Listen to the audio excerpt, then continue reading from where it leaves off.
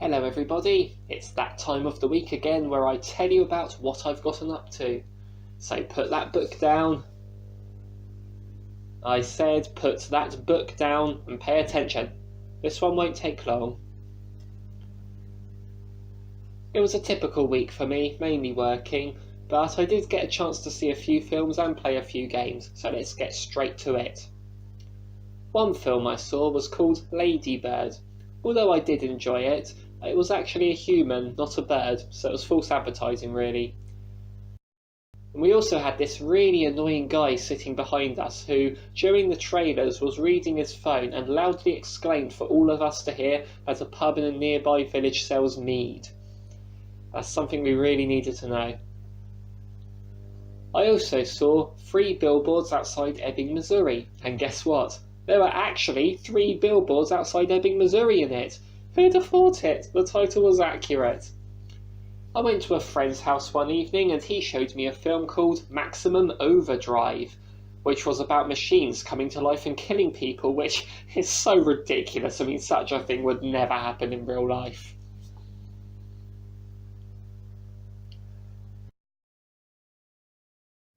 I had a salesperson come to the door. At first I wasn't interested, but then they complimented my choice of t-shirt. As a clever bonding technique, it won me over at first. But then they said, "That's Casper, isn't it?"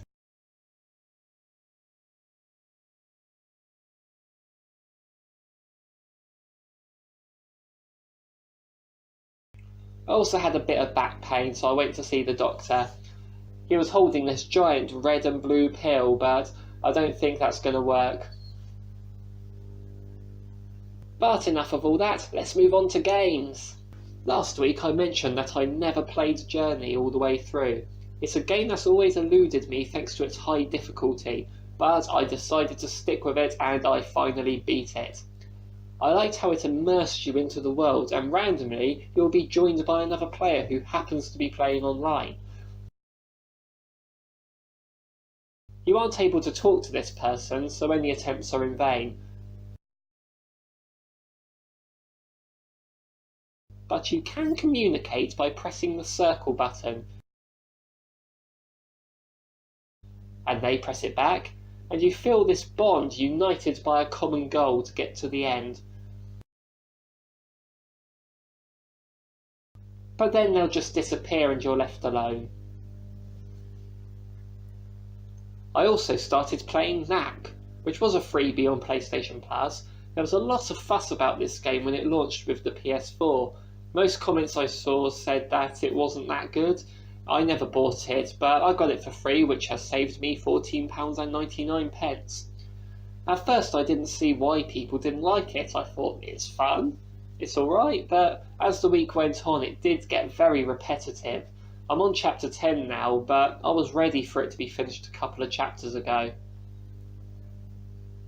My wife and I are still playing through Shadow of the Colossus. We beat 3 more in one sitting. But my gaming highlight of this week though has to go to Super Mario Odyssey. Why is this? Because there was free DLC that added Luigi to the game. But you can't play as him.